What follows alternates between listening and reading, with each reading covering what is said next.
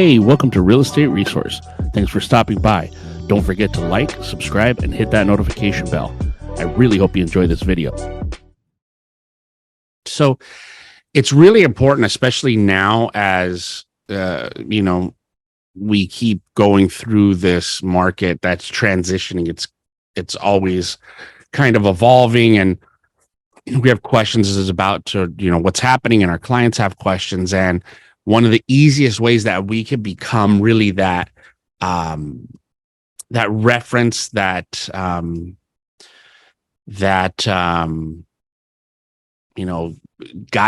guidance that we need, that our clients need. Somebody just put in the chat, you don't have to log on to the CRMLS. Don't worry. I'm gonna be on the CRMLS. I'm gonna show you guys where to go. I mean, if you want to log on and follow along, you can.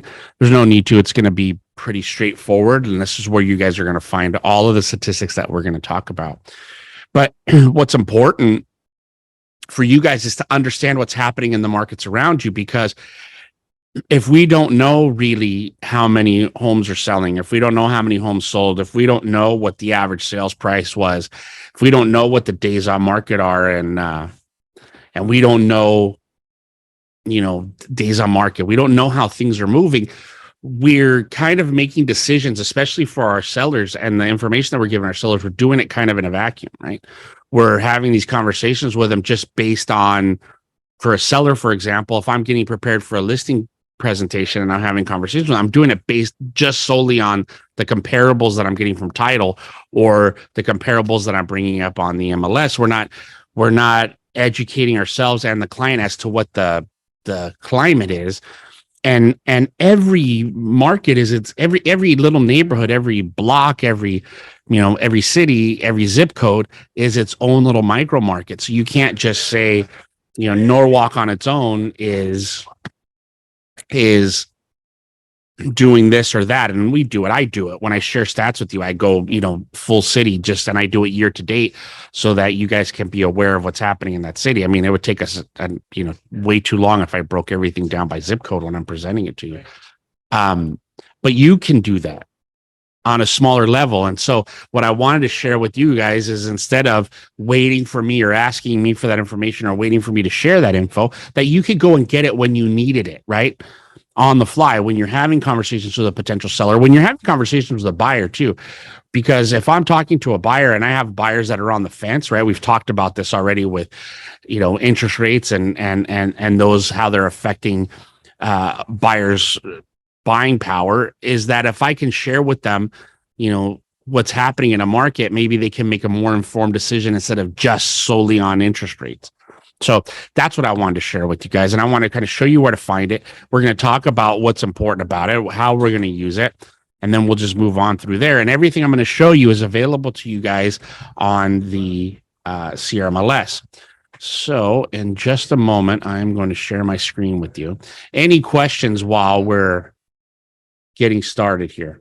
Any questions? Nobody has any questions about anything? All right.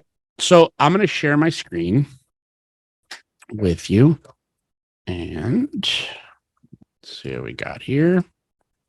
All right. So what you guys should be looking at is the dashboard for the CRMLS. You guys are all familiar with that CRMLS dashboard, right? Everybody's seen it. And this is where, for us, I mean, for those of you guys that are watching on YouTube later, your dashboard may look a little different. This is for us that are Downey Association Realtors members, right? That's what our dashboard looks like. We have some guests on the class today that are not yet agents here, and some are lenders in the business. So this is what the dashboard looks like. You guys see it when you sign in, you log in. This is what the first thing is the first thing that comes up. So the first resource I want to show you, because it's the least amount of work and math for you guys, right? Is right down here. If you look at in these additional products, CRMLS, you see all of the little apps and products that you guys have access to as CRMLS members, right? And the one that's the most important is this one right here. It's InfoSparks. Is there anybody that's on the class right now that is familiar with InfoSparks? Uses it regularly? Anybody? No? All right. So InfoSparks is where we're going to start today. And InfoSparks is really going to give you the majority of the information. And I think it's a tool that doesn't get used enough. That's one of the free things that we get for being board members, right? For being realtors. So I already have InfoSparks open. So when you click that icon, this little icon down here, this is where it takes you. It's going to take you to this dashboard screen here. Okay. And what that dashboard does is it gives you the ability to look at specific statistics. So let's start at what it's looking at right now. Right now, it's looking at the entire MLS. You guys can see that up here in the corner. Right now, as a default, it opens to the entire MLS. Okay. And it's giving you statistics based on all property types. Now, in this, it's only going to give you regular residential property types, right? So you see it's got single family, condos, townhouses, and manufactured homes. Okay. So it's not looking at residential income. It's looking at just residential, which if you find statistics, a lot of time, the stuff that people discuss online, it's really generally discussing single family residences, which is what we're talking about. Like in this case, single family is a detached house. But if you look at all these condos, townhouse, manufactured, and mobiles, those are all single family residences, right? If we look at that. And most statistics that you guys are going to see that are shared with you, either in articles or on things you see on the internet, are based on single family residences. The statistics that I share with you guys when we do those special meetings, or I do those in the meeting and I share statistics, that's also including residential income, because I think it's important for you guys to understand that. And I'll show you where you can kind of find those statistics on your own and do them for yourself. One of the nice things about this, besides the ability to break it down by very specific property types, plus whether it's attached or detached, you can break down the transaction sides to only seller sides, to only buyer sides. You can break it down to the bedroom and bathroom counts and price ranges and square footage and lot size. You can find out what the statistic is for those very specific items. So if I wanted to know, well, how fast and how much are the average, what's the average sales price? What's the average days on market? What's the months of inventory for all the 3 bedrooms in a specific city? Then I could do that. I could get down to just 3 bedroom, 2 baths and see the statistics basically for that property. So for example, if I have a listing appointment with a client in the city of Downey, and they're listing a 3 bedroom, 2 bath house that is, less than 2,000 square feet, right? Between 1,000 and 2,000. I can break down those statistics for the last complete month. These stats are going to be for the last complete month. So they're all going to be August. A week from now, they're going to be up to September. Okay. Because everything is to the last complete month to give these statistics on this website. Okay. So if I want to look at that, I could say, for example, in the city of Downey, and I'm going to pick the city here, right? I could look at all of the single family, detached, 3 bedroom, 2 bath properties that sold for between 530 and 629 that are between 1,000 and 1,999 square feet and have a lot size of less than an acre. Now it's showing me the closed sides right now that at the end of August, there was none that matched that. There was no closed sides. In July, there was no closed sides that matched that. In June, there was one that matched those criteria specifically right there. I could look and see how many active listings there are currently. Right now, there are 0 active listings that match that criteria. So if I'm in the entire city of Downey and I'm going on a listing presentation with somebody who has a 3 bedroom, 2 bath house that's detached that we're thinking may list between 530 and 629 and is between 1,000 and 1,999 square feet, I could tell them that there is no competition for your property on the market at this moment. Now, depending on where that is in the city, could it address the how much we list it for and don't, and time on market and things like that. But I can look at very specific statistics in the city of Downey.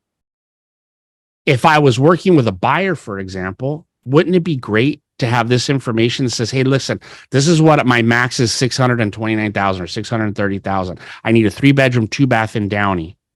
And I would like it to be, somewhere 1,500, 2,000 square feet. There is not one house available right now on the market for your client if they're looking for a detached single family home.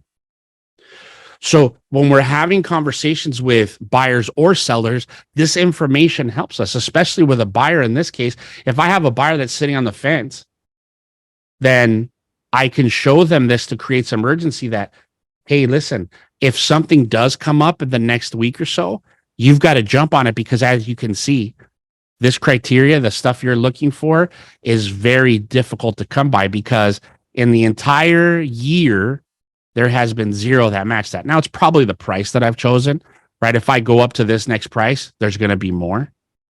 But again, I can look by price for my buyer and see, okay, this is what you qualify for. Now, if you're between 630 and 770 or 678, 768, there's 4 choices for you, but that's still not a lot. So I can use this information to create urgency with buyers. Yes, we could do multiple cities. So Jesus asked in the chat, can we do multiple cities? Yes, we can. You see here where it says add an area? I could do add an area, and I can now, for example, I want to let's say I want to compare Norwalk with Downey, and I want to compare Pico, right? Sorry, I want to compare Pico Rivera with Downey. I can now look at, so now you can see all the different cities based on that same criteria that we had looked at. Okay. Oh, I must have switched something here. Active listings. What did I switch here? Oh, I went back to all property types. So let's go back to single family. Let's go back to detached. Let's look at 3 bedrooms with 2 baths. And let's say $580,000 or more. And we can look and see how many are available. Let's say the square footage is here.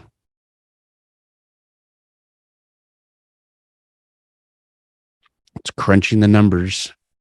Sorry, if you wanted more than one property type, can we add like a condo too? Do we just click on that plus sign? You just click anything that you want to add. You just click on this plus sign, and it'll add that. It'll add that criteria to your search. So you can see right now in the city, because I changed it, it's searching again. But if you look over here on the side, you can see that as of right now in Downey, matching that criteria, there's 22 active listings. In Norwalk, there's 18. In Pico, there's 9. So you can see each one of those there, and you can see it over here on the side. You could do that by monthly. You could do rolling 3 months. We'll get into that in a moment. But this is great information when you start comparing these cities. If I had a buyer that said, well, I could live in Downey, Norwalk, or Pico, I could show them where their options lie. That, right now in Downey, you have more options if you're in this price range. Now, I this 580 or more is tough, because who knows how many price points we get to. I would love to be able to narrow that down more. I can customize it.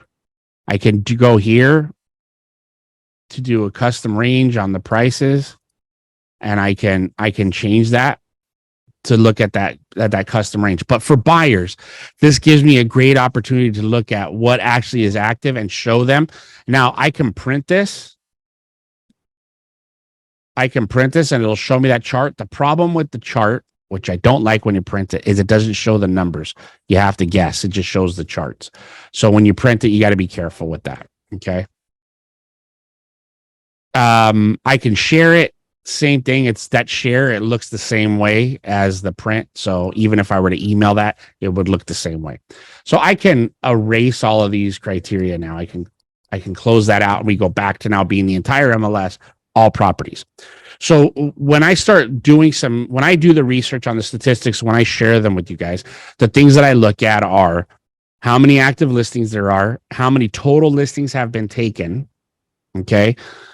Days on market, average sales price, list price versus sales price, and then think that's it, right? Oh, and on our market share. But we're not going to talk about market share in this one right now. What we want to look at, and we can look at how many sales have been done in a specific city by office.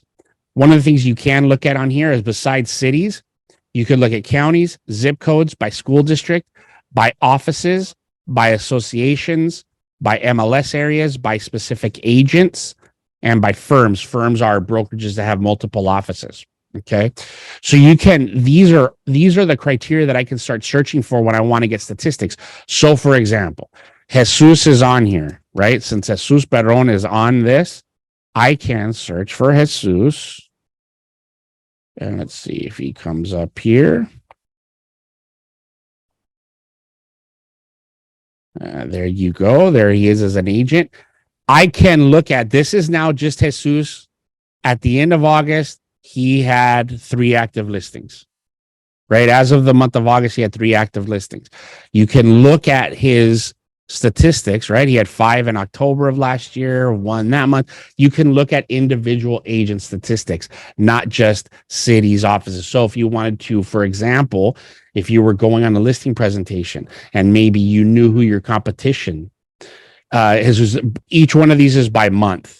Right? It's right now it's month to month. So if we click on a month, like for example here, this is the entire MLS. Right now, the entire MLS has 45,595 active listings based on these single family property types. Remember, this is all single family property types.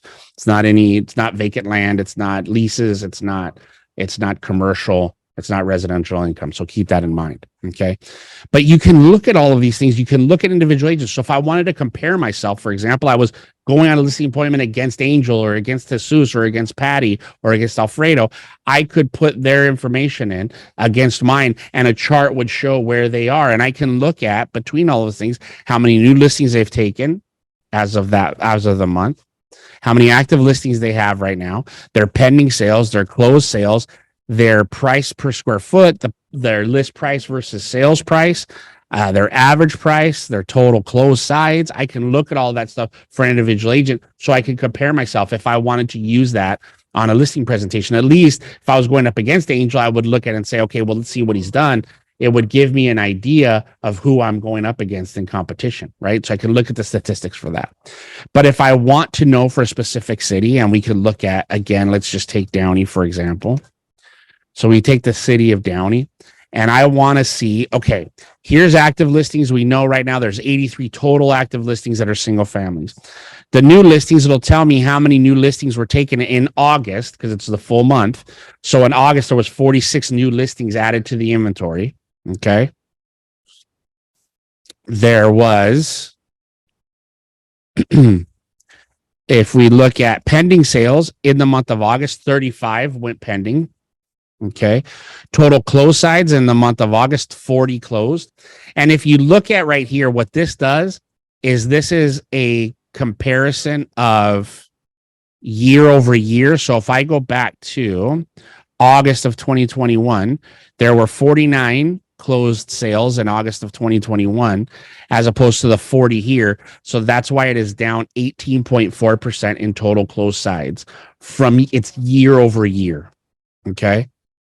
Or actually, you know what? Sorry, let me take that back. That is month over month. So from July to August is the 18% decrease in closed sides. If I were to do it by 12 months data, it would be here for the closed sales, right? Because now it's doing everything. It's for how many you closed. Okay. So this is leave it monthly. All right. So that's why I could do that. I could look at closed sides. At closed sales. I could look at total closed sides. Now there's a difference, right? Closed sales are just the one house that sold. Closed sides are the buyer side and the seller side. So you can see how many total closed sides, right? Because every sale is 2 sides. So closed sales is just how many homes sold. Closed sides is how many buyers and seller sides there were. Okay. Closed volume. I don't worry about closed volume too much. That's just the total of the sales prices that sold. Days on market is information that you need to know as you can look at the difference here month by month in days on market, right? So if we go back to August of last year, there were 7 days on market. This August, we are 14 days on market. It's doubled. Now, 14 days on market is still ridiculously fast. For speed of sale, 14 days on market is exceedingly fast. Now, that's the median. What that means is that's the middle road. Let's look at average. I like to look at average. The average days on market is 23, right? So that's the difference between average and median. Average is I take all of the information, I combine it together, and I find an average of those numbers. Median is just what's the middle number of days on market. So right now we're at 23 days on market, but a year ago we were at 18 days on market. Okay. Yes, Angel, did you want to say something? So yeah, so in cities like the city of Whittier, where we have multiple zip codes, is there a way to run the stats down to the micro markets, micro neighborhoods? So give me a zip code, for example, for Whittier that you want to run. Let's try 90601. So there's the zip code 90601. Yeah. Right now, what we're looking at is average days on market for 90601 specifically is 16 days on market. That's the average days on market at the end of August. Okay. That's not counting September. That's just August was 16 days on market. Can we break it down to also to either neighborhood or communities? You could do it by school district. Right. And you can do it by MLS area. So if the MLS area is for some reason is smaller than the zip, right, then you could use that. But I think zip code is the smallest I can get. It doesn't allow me to draw a map or anything. Okay. But school district, but school districts can get really huge too. Jesus says, how do we use the seller median versus average to our favor? It doesn't matter whether it's to our favor or not. Information is just information, right? It doesn't. If the number of median days on the market is less than the average days on market, that doesn't really benefit us. It's just information. But I would always go with average because the median, like I said, is going to be the middle. And just because it's the middle doesn't mean it's the number that's going to affect them the most. I think average, because you got to there are properties that are going to be on the market for a longer period of time than others. And that average is going to kind of show you where you're at. Median is going to say, hey, this is the dead center of what the days on market are. So I always use average. I don't think that there's a benefit of saying, well, since the median's less, I'm going to use that. No, I think we need to be honest with them and just show them what the numbers are. How we get them to buy into the numbers is, part of the presentation that we do. But we have to be able to say to them, this is what the numbers mean, right? That as you can see, from May of this year to June, right? The days on market have kind of jumped around July 17, 16, right? The highest days on market was January of this year in this market. And that's very specific to 90601, right? If right next door, the next zip code could be completely different days on market. Okay. You could look at the average sales price for 90601. Average sales price right now is $763,692. That was at the end of August. Can we click the month supply percentage of last list price? So month supply, we can go right there. And that doesn't do an average or median. It just means this is what it is. And that is 2.5 months as of August. Okay. It jumped up from July and from June, right? Obviously it jumped up. Things were selling much faster. And later on, I'm going to show you guys in the MLS how to calculate months of inventory. So if you want to be able to do it on your own, you can do it. So I'm going to show you where to find, where I go and look at average days on market and stuff, where I kind of calculate it. Okay. So we could do this by zip code. I like that you can get down. So all the numbers that I share with you guys when we do our presentation, you can get right here on InfoSparks. Just about everything I share with you. Now, the only thing obviously that you can't get is the top 10 agents I share with you guys. To be honest with you, I don't know that that's something that's necessity for you. I mean, I guess if there's one specific market that you're farming and you want to know who your competition is, that's great. And I can show you how to look up on the MLS who's closing deals in that area. But you could look by zip code here and you could see, if you knew the names of agents that were here, you could see how many deals there were closing. But that's a whole other program that I use that we pay for. That's just not something that you guys have access to get the rest of those statistics.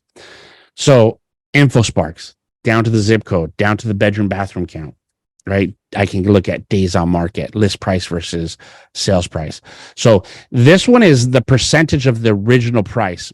So this is not taking into account any price reductions that happened prior to the sale. This is just the original list price that we put in. So in 90601, in August, they were getting 102.8% of their original list price. So for example, if I listed a home for $500,000 and then did a price reduction and then sold it for $502,000, right? I would show the sales price here, original price versus sales price, against the 500,000. The percent of last list price is showing what it's sold at, the average price it's sold at, based on any price reductions or price changes that may have happened. So it's looking at the last list price. So if, for example, I listed at 500, I raised it to, 510 or lowered it to 495, this sales price is based on whatever the last list price was. So those are the two differences between those two. So you know what it is, right? Original price is what we first listed it at. Last list price is any price changes that happen from that original listing before the time that we sold it. So I can look and say, hey, here's what the average sales prices are. Here's what the list price versus sales price were for the last month. Yeah, go ahead, Jesus. Shouldn't the number be positive since I sold it 2% more than asking price? Why is giving me a negative 2.7%?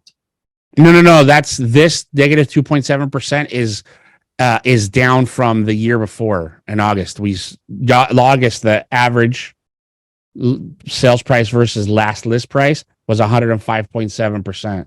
Now we're at 102.8%. That's what it's down from. It's not that it's down in the average sales price. It's just down from percent of list price versus sales price. Because if we look at average sales price, which is right here, if I look at the average sales price, it's still up 13% from the year before. Do you see where we're looking at there? 763 is the average sales price at the end of August on 90601. In August of 2021, it was 675. So I'm up 13% year over year. I understand. However, I never saw you clicking with the year or the monthly. We haven't touched those. So no, yeah, but well, so what this is doing is showing, if I do monthly, it's going to show me a data point at each month. You see that? If I do a rolling 3 months and I change it, it's going to show me a data point every 3 months. What it's calculating all this stuff on. If I do it rolling 6 months, the data points change to every 6 months, right? Like where it's calculating this stuff. And if I do this, it's a year of activity. So it changes. It changes where my percentages are. It just changes the way it looks at the numbers. But the 1 month, I like it better because it shows the changes, especially right now. In the market that we're in right now, the statistics that you want to see that monthly change because everything is changing quickly. If when we're talking about pricing a property, if we look at prices from 6 months ago, we can't use that, even though, right, we know when we're comping out stuff, it used to be, it was 6 months, 1 mile, right? Or first it was 3 months and 1 mile. Even 3 months back, we can't really use that for an active listing. So I'd rather, when I'm looking at these sales prices to talk, or these statistics to talk to people, I'd rather be able to see the changes month over month as opposed to those long distance. Because if I switch it to a year, everything is going up. You see that? Everything is going up. And that doesn't really help me when I'm trying to show stuff to people, as opposed to if I show them by month, I can show, yeah, it's gone up. Right. So here's January of 2021. If I look at it, if I trace it, yes, it's gone up considerably, but it's gone up and down, up and down. I want them to be able to see the changes in the market and how it's being affected. And as you can see, it's trending down. But that's only because I'm showing it in very small data points, the month. But if I do it over a year, it doesn't look like it's trending down. It looks like it's trending up when we look at average sales price. So that's the reason why. It's depending on how you look at the numbers. If I just looked at it and say, oh, from January 2021 to now, or from August 2021 to today, we're up 13.7%. Well, yeah, that might be true. But if we look at sales prices, we're trending down, right, into the correction period of our sales prices. And that's the thing. Like if I'm sitting with a seller in 90601, right? If I'm in Angel's Farm, this area that he's looking at, and I'm talking to somebody and I could say, look, yes, from August of last year to this year, we've had a 13% increase. And that's great for you. But right now, what's happening is we're starting to lose some steam in those prices, and these prices are starting to correct themselves. So if I'm talking to a seller, I want to tell them, do we want to sell now or wait and watch this trajectory move down and maybe lose $10,000 or $15,000, $20,000, $50,000 in the equity that you have available to you right now to make the sale? The sooner we take action, the less chance that we're chasing a market. But that's what I mean. If I were to show them this instead, they'd be like, well, what are you talking about? Look at everything's going like a skyrocket. Well, that's not really what's happening. If we go back to that monthly data, look, we're trending down. We're trending down. So like September of last year was at 710. I would like to see at the end of the month where we're at, if we're maybe back to that 710 price point on average sales prices or very close to it when September's over. Right. But we can look at all of those things and have conversations. I mean, the thing is that when we have conversations with sellers, a lot of times we're doing it anecdotally, or even with buyers, we're doing it anecdotally. Right. The conversations that we're having with them are, hey, this is what I've witnessed. Right. And sometimes the stuff that we're witnessing or that we're part of feels different than what we look at statistically and what is the truth of the numbers. So being able to show them this, and again, I could bring this up in the MLS while I'm sitting with the client at their house, and I can show them these charts, and we can move things around and show them, okay, here's what's different here as opposed to here. And look, this is what was happening in January of this year. This is what was happening in March. I can show them all that stuff. So I can start to paint the picture of what's happening around them. And I could do it again by zip code. I could do it as that small. These numbers are based off MLS only or sales, such as this is all MLS data only. This is all MLS data only.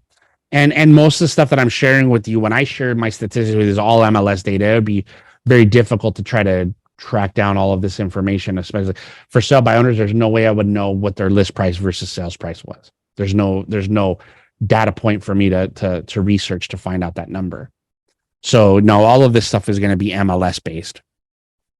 I think the nice thing about this though is that I can go from a very macro to micro examples very quickly. I can do it very quickly. And as you can see, as the entire MLS is down by 3% in sales price, right? The average for the entire MLS is a really high average, 1,033,000, but it's down 3%. And if I want to compare that to Los Angeles County, like I can start doing this and show everything together, right? So I go Los Angeles County. Now I go the entire city of Whittier up here, right? So I can say the entire city of Whittier is my third one. And then I can go back and say 90601. So when I do this, I have a comparison of what's happening from a macro to a micro. Okay, so here is LA County. The average sales price is down 2% in LA County. Well, let's do the entire MLS first. Entire MLS is up 3% from the month before, or from August before. The LA County is down from the prior August. Whittier, the whole entire city of Whittier is up 6.9% in average sales price, August over August, and 90610 is up 13%. So that zip code is outperforming the entire city. That zip code is outperforming the county of Los Angeles in sales prices. It is outperforming the entire MLS in the amount of sales prices. Okay. So I can look at these things. I can look at these things and compare them macro to micro right there. And Patricia says there, Mike Ferry coach has me looking at my top 3 cities monthly, and it's interesting to see the changes. Yes, you should be doing that. Where is it? Like, you could go back and say, okay, where is my business coming from? Right? You guys can look at your business.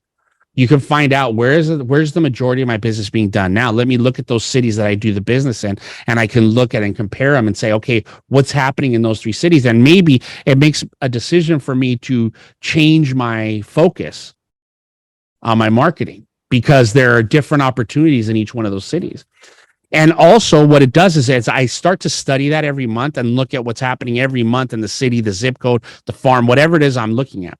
And I start to look at that. Now, I'm going to show you how you can find some statistics to get very specific. And we're going to do that through the MLS. It's just more work. It's not as automatic as this. I'm going to show you guys that next. But what I wanted you to see is this is a very powerful tool for you guys to see what's happening around you. And I don't think that the majority of agents use it enough. Right? I don't think you guys use it enough. And there are times where I have conversations with people that come say, hey, can you get me stats for, so-and-so? Because it's not something that I cover or share on a regular basis, right? Our focus is our 5 main areas. And then you guys have areas that you do business in that are outside of that. And I try to direct them here to InfoSparks to kind of get familiar with doing that search and getting that info for themselves. I'll do it for you. Absolutely. I'm going to find the statistics for you, but isn't it great to know that you can go here and find out basically everything you need to know to educate your sellers and your buyers? So you could look at macro to micro. Okay, how many active listings are there right now? Like Whittier's 202, 40 here, 45,000 in the entire MLS. How many new listings came out last month, right? Total city of Whittier was 120, 23 in 90601, 24,000 in the entire MLS and 6,000 in LA County. But if you look at it, there was more new listings, 90601, statistically outperformed the increase in available listings over everybody else. The entire city of Whittier, the entire MLS, LA County. So there's stuff happening in 90601. Right. So Angel, when he goes to focus, this is something that you can start selling to those people in 90601. You can start you could be the educator there and say, hey, did you guys know that our little zip code in 90601 is outperforming the entire LA County and the MLS in the state of California? There's more new listings in here than there is in the entire, you know what I mean? Like, you could start sharing that statistically that there's increases. If I look at the sales prices, we looked at that, right? The average sales price, the increases that are happening there. Okay. Days on market. Let's look at days on market. It's selling faster than everywhere else. 90601. It's selling faster. The thing is that when we look at that and we see, okay, well, there's only 40 total active listings there. How do I create some urgency in the potential buyers that want to look in that area? As you can see, right, what's happening there. So I like that. I like the comparisons, right? So if I look at my top 3 cities, like what Patricia had shared in the chat, if I look at my top 3 cities, I can see how my 3 cities are performing, and I could do it all at the same time. So I can educate myself right here. I don't have to go do a bunch of work on the MLS to find that out. The percentage is based on last year, right? It's year over year. So it's August versus August. There is not an option to see turnover rate. Turnover rate is a little bit harder of a calculation. I can show you guys how to do that when we go into the MLS right now, but it is a little bit harder. Okay, so any questions about InfoSparks before I switch over to the MLS? Because I want to kind of show you guys how to do stuff there. Any questions on InfoSparks? Really quick, I'm sorry. What is shows to contract? Yeah, this is a new stat that they added, and it's showing how many times a property has to be shown before it goes into contract. I don't know where they're getting that data point from. I don't know where that info is coming from, unless it's coming from something like Showing Time, but then not everybody uses Showing Time. So I don't know where that data is coming from. It shows per listing and shows per contract, and I don't know where they're getting that from. So it's not something I'm interested in using yet, because I don't know where the data is coming from. I'm going to find out, because that's a new data point that they have there. So I want to find out where that's coming from. And so before I start using that and showing, hey, look, this is how many showings it's taking to get an offer accepted, or how many showings each listing is getting before they sell, I want to see where that's coming from. But once I know where it's coming from, and if it's information we can depend upon, that's a good thing to know. because when we have sellers that are like, well, we've only gotten one offer, or we've only gotten one showing, we could tell them, well, it's going to take this many showings to sell, right? Stuff like that. But I don't know that data point well enough to use it. So once I start investigating and using it more, I will share that with you guys. But let's look at the MLS. So you guys, this is, again, we're just I went into the search. I'm just using the regular residential detail search. Okay. Just so we can keep it the same. So there's some stuff that we could look at here. In a moment, Marisol, I'll get to how we look at turnover rate. And one of the numbers that we need for turnover rate, I don't have. So what you need to know is total number of homes to know the turnover rate. Okay, so we can kind of we'll just play around with it. We'll do a hypothetical. Okay, so when I look at stuff too, like for example, like days on market, average days on market, when I'm doing it year to date, right? Instead of doing by the month, I can do year to date, or I can do just one specific month. So, for example, if I want to do average sales price and sales price versus list price over the entire year to date, then I do here. If you look, I checked off closed. I'm going to put the date of January 1st of this year, and then I'm going to put a plus. You guys all know that if I put a date and a plus, it's going to give me information that means starting at that date and ending to date, right? The most current date. So that's what I do, is I put January and I add that plus, and now whatever information I pull up is going to show me from that date to today.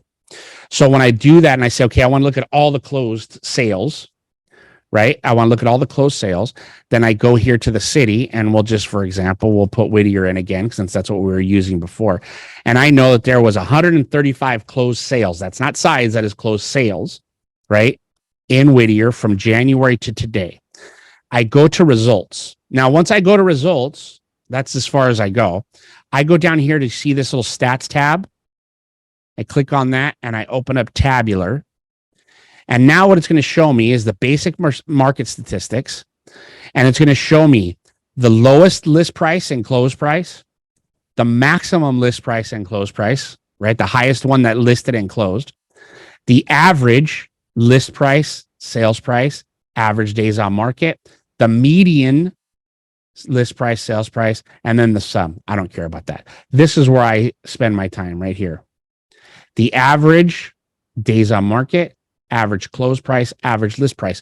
So if, for example, I wanted to see what the list price versus sales price was for year to date, I would take that and I would take the sales price, the $790,036, right? $790,36, and I would divide that by the closed price, $815,857.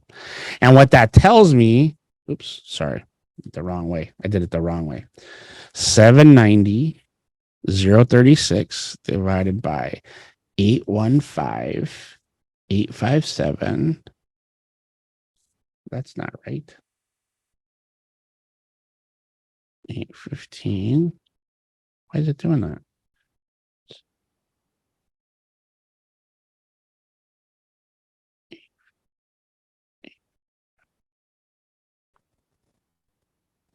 Okay. 0.968. Yeah, it's not 96%. It's more. It's not doing it right. 815, 857 divided by. Okay. So take your close price, 815, 857, you divide it by 790, right? And that's 103%. So if I were to multiply 790,036 by 103%, I would get 815, 857. So you're going to take your close price, divide it by your list price, and that's going to tell you your average. That's going to tell you your list price versus sales price. I got 103% right now on average. Average days on market is 16. So I do that, and I do that for our office. And the way to do that for the office, right, to compare it, is when I go back to criteria, I leave it the same way, and I want to see our average days on market. I add the listing office ID, and that goes down here. I add YCYA in there because that's our office code. And when I look at the results now, I can look at, for us in the city of Whittier, and our average days on market are 17. And our 74 divided by 878. And our average sales price is also 103%. So we're right on with the market. So I can look at us individually in those cities to figure it out. Now I can get average days on market, and I can get all that stuff. I can get list price versus sales price. I can get that from InfoSparks. But if I want to break it down very detailed, and I told Angel I want to do that, right? Besides, you said you want to know the less than the zip code. Okay. So let's go back to criteria. And I want to take our code out just for a second here. So let's say that I want to see something that is smaller than the zip code. Then what I'm going to do is I'm going to use the map. So I'm going to take the map, right? And right here, I can jump to an address. I'm just going to put 90601 in. And I'm going to hit enter, right? So now it shows 90601 is here. It just puts me right dead center for that. Now, if I want to zoom in some more, I can. So let's just say that in 90601, I wanted to know what was just happening in this area right here, right? I'm just using this for example. I don't know if that's your area, but I could draw a polygon around this, right? And now anything that I do, my searches, when I go back to criteria or results, anything that I looked at, right? So I'm looking at closed sides in Whittier within this polygon. When I look at my results, it's going to show me what showed up in there. So I can get down super small by using the map and using the polygon. So if I go back to the map, you can see where I did it. Now I can adjust it. I can move this polygon around if I want to make it smaller, if it matches my farm, whatever. And Marisol, this is kind of the same tool I'm going to use for finding out turnover rates, right? If I'm talking about 1,000 home farm, if I've already identified that farm and I've identified it by streets. So for example, I know that the street of Workman Mill and let's say it's, instead of here, I go down here to Silver, move this over, right? Like say this is my farm is a little bit smaller, right? It's this area instead. These are the streets that I'm looking at, right? I can bring it down to those specific streets and I can start finding out how many closed sides were there. Like say that's my farm, right? I can get that small and now I can look at my results. I can see, okay, I want to look at the statistics for that, right? I can look at it and say, okay, well, the average sales price in that little pocket is 720,000. The average list price is 701. The average days on market this year are 14. I can look at that. Now I want to look at the total number of sales in there. If I go back to criteria down here at the bottom, you see down here at this little area at the bottom, it just says there's been 20 closed sides or 20 closed sales in that little area this year. So when I'm doing turnover, what I have to know is I have to know how many homes there are. And then what I want to do is not only do I want to do this year, but I want to do 2021, right? So for 2021, I have to put in the whole year there. So I want to see in that area, there was 40 homes sold in 2021. And I'd like to see in 2020 what that was, right? I want to go back and I want to look at the last 3 years. So look at 2020. And in 2020, there was only 25 homes sold there. Right. So let's say I want to go one more because that's a little different. Right. So I'm going to look at 2019. And I want to see if 2020 was an anomaly because we all know what happened in 2020, 26. So are we on pace for the 25, 26 again this year? And was 2021, which was the everybody buys after COVID year, and all the sales went up. Where's my real turnover? Is my real turnover the 25, 26, and the 20 that we have so far? We're probably going to get maybe, we got 3 months left. So if we're at 20 for 8 months, we're probably going to get to about 30 sales, maybe maybe a little bit more. It looks like my average is probably closer to the 25, 26, and 30s than it is that 40 that we had last year. Make sense? So that's what I'm going to look at. And when I figure that out, so let's say there was 1,000 homes, right? Well, then that means that if my average is, let's take the average, let's say it was 25 plus 26 plus, let's say we get to 35 this year. That's 86. I'm going to divide that by 3. That's 28 homes a year, right? If there's 1,000 homes in there, sorry, 28 divided by 1,000. That means that there's only a 2.8% turnover rate in that pocket if there's 1,000 homes there. Now, that's nowhere near the turnover rate that we would want to focus on, right? Because it's too low if you're going to use that as a farm. And so this is, like I said, this is how we can use the maps to get down farther. Like I can use InfoSparks to really look at the broad things and I can get down to a zip code. But if I need to get smaller than a zip code to find out that information, then I'm going to have to do this and use the map. And the map search tool, I think, is underutilized by you guys as agents. That map search tool allows you to do so much stuff. So if I go to the map, I can do the polygon like I did, whatever shape I want. I can even go here to do a freehand if I wanted to. So I'm going to delete the shape. Let's say that let's see, I'm going to pick the freehand tool. I can draw all the way down to this. Right? So now I know what's happening here. So when I go to the statistics for here, I can look at the statistics for that little area. And I can see that that little area is 37 days on the market and the sales prices are much lower. And when I go over here to criteria, I can see, well, this was 2019 we're looking at here. In 2019, there were 16 homes sold in that small area on the map. But I could look at it for this year. But that's, I think, the tool for you guys when we're looking at statistics. That map tool, when I want to get down to a very small area, is what's going to help me the most. I know we covered a lot of stuff, but I think that for you guys, if you can pick up InfoSparks and run with it, it's going to help make you way more informed on what's happening in the market areas that you're doing business in. And especially as it prepares you for listing presentations, when you can really speak on what's happening in that specific market, you could tell them what's happened. And I can look, the thing that I love about this is that not only can we do this like entire years, but I can do, let's see what's just happening right now, month to date in a specific city, right? So in Whittier, in that map search, let's go back to the map. In this little tiny map search, there's been nothing that has sold this year. So I want to adjust it. Let's get rid of it. I want to say, let's, come here, you. No, it's not letting me delete it. There we go. Delete the shape. Let's draw a bigger one.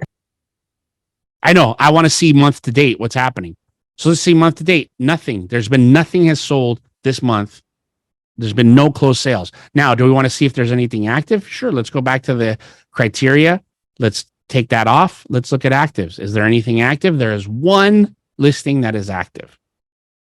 Right? So when I look at that in the map, I can look and say, okay, here's where my listing appointment is. There is one active listing right now in that neighborhood. Right? I mean, I'm getting down really minute in the searches, but think about being able to walk in and know exactly, hey, listen, this is the house that's for sale. This is your competition. This is your competition right there. That's it. That's who we're competing against. Now, this is a very small area, so obviously the competition is probably going to be a little bit greater than that. But the beauty of this is that I can get to that small of an area when I want to see what's happening right now as far as actives go. I can look at pendings in specific areas and say, okay, these are the ones that are now in escrow. If I need information, I can get more information from those listing agents, usually on those pendings. Right? I can call it. Most listing agents, I think, if you call them with a pending and say, hey, listen, this is what's going on. I've got this coming up. I got an offer that's coming in. What did you guys go into escrow at? Most of them will share with you. Okay. So questions about the stuff that we've gone over today? Anybody? Did I confuse you too much? I gave you too much information. Now it's clear. It's great. So the thing is that what I want for all of you is to, number one, I think that being able to find the statistics on your own, starting to see the numbers on your own as you guys start to research this stuff, as you play with it. Because that's the thing is, go play with it. You're not going to break it. You can search by city, by names. You can look at agents' production now, right? Like, hey, you want to know what's going on? Go check on anybody you want to. If you want to start searching for that stuff and play with it, learn it, see how it works for you. Find out the numbers that make you feel empowered. The things that you look at and say, okay, this is something that I can go have a conversation with my potential clients, or that I can use to have a conversation with, like we talked about, that I could use to have a conversation with my database, with the people who know me, trust me, right? Those people that are in my center of influence, that I can have conversations with them to inform them about what's happening in this market as things change. Find those things that make you feel comfortable, the things that help you feel confident about your business. And then you in turn start to get people to buy into that understanding of those statistics. Let me see. Jesus has already asked my question. How do we find other offices closing sites? Well, in InfoSparks, you can put another office in there. You can search other offices. I just didn't want to. I mean, this is going on YouTube. I'm not going to share other people's data. I know I shared yours, Jesus, but you don't mind. But yeah, you can put another office, you can put another brokerage in there, you can put that information in InfoSparks, and it will show you what their average sales price, what their most closed sides were. If you want to know year-to-date closed sides for an office, you could do the same thing on the MLS where we did the search, and I'll show you. Let me go back to sharing the screen. Let me show you something. So on criteria back here, when we go back, sorry, it didn't share. When we go back over here to criteria, okay, and down here where I see where it says list, co-list, buyer, co-buyer, buyer's office. I'm going to go down here. Sorry. Let's go to here to list, co-list. That's the agent. Oh, right here. List, co-list office.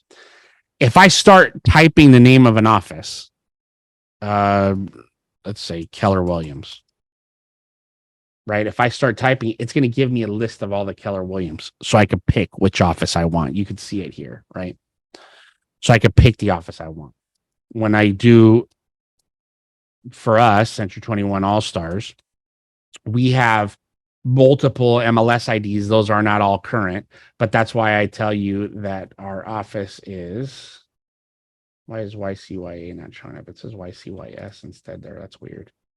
If I put YCYA in here, that's us. That's the one you want to use for us.